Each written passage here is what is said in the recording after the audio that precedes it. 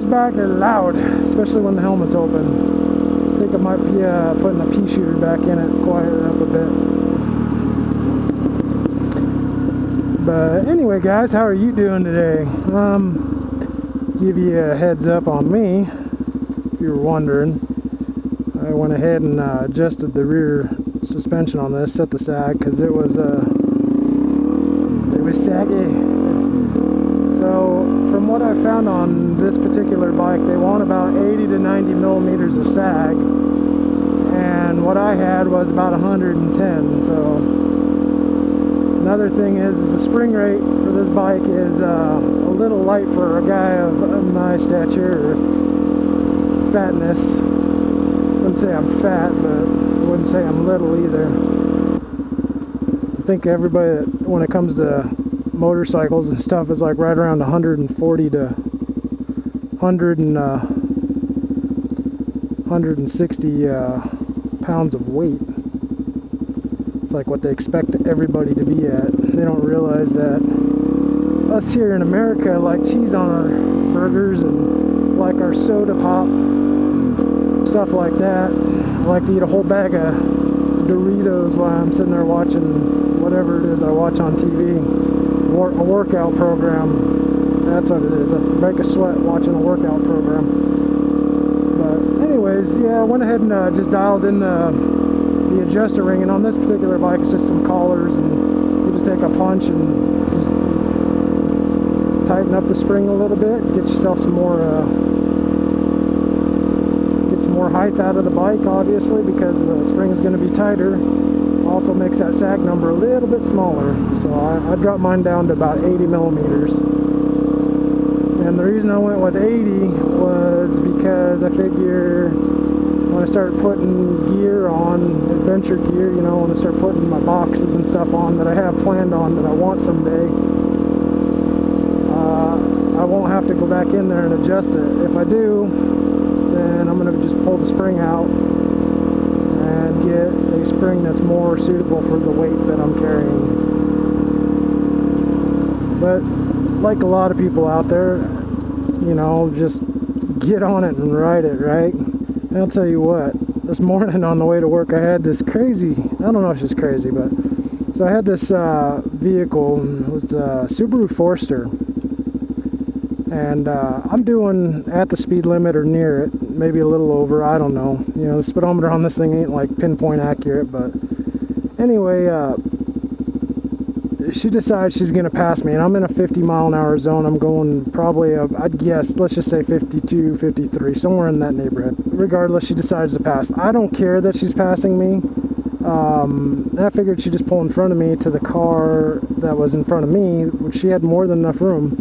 What I don't think she saw was that there was a car coming right at us, because we were just on a little 2-lane road, and the car had no daytime running lights, and it was actually in the shade of a tree, and it was that color that just blends right in with the road. So I don't know, you know, if she saw that person or what the deal was, but man, it was crazy. Like, the guy in front of me started braking and moving over because he was afraid for his life.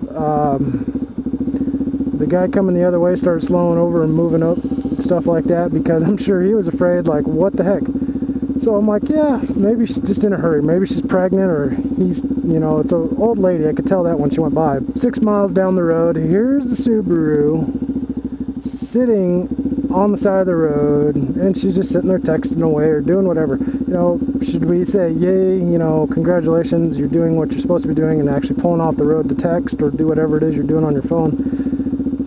But my thing is why was she in such a big hurry? I mean, and it wasn't just that one time. When I came up over a hill and you could see a ways down the road, I could see her out in that lane again, passing cars. Just to put things into perspective, guys, if you're, I'm not a math person or anything like that, but if you got, say you're going home and you got 7 miles to go home and you got to deal with this, driving 10 to 15 miles an hour over the speed limit or driving like that is not really going to get you home, what, 2-3 minutes faster? I mean, is 2-3 minutes of your time worth a couple $100 in speeding tickets or maybe even hurting someone? Your choice. I don't care how fast you drive home. I don't even care how fast I drive home.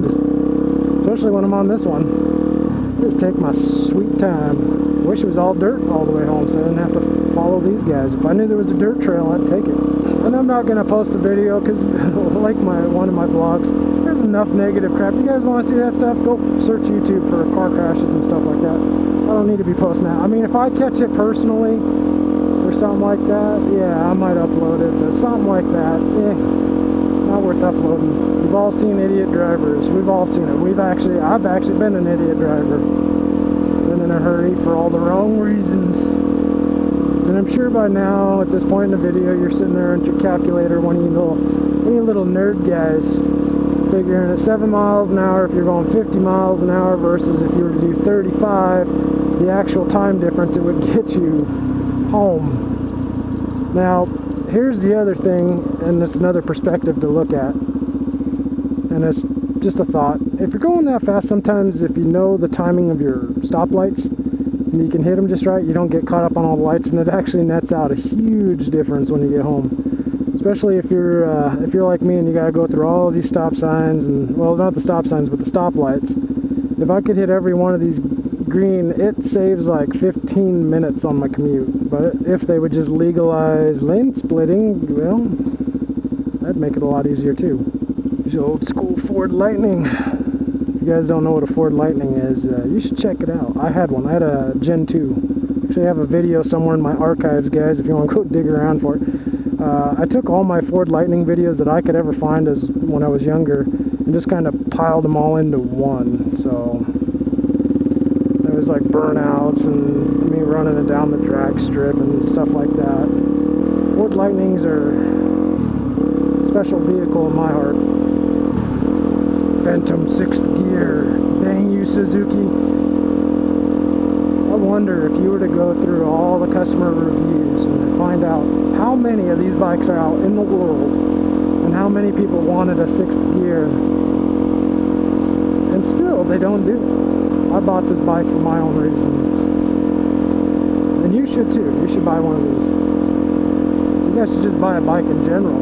That's my pro tip of the day. Buy a bike. You know why? You ever seen a sad motorcyclist? Dude, that noise is driving me crazy.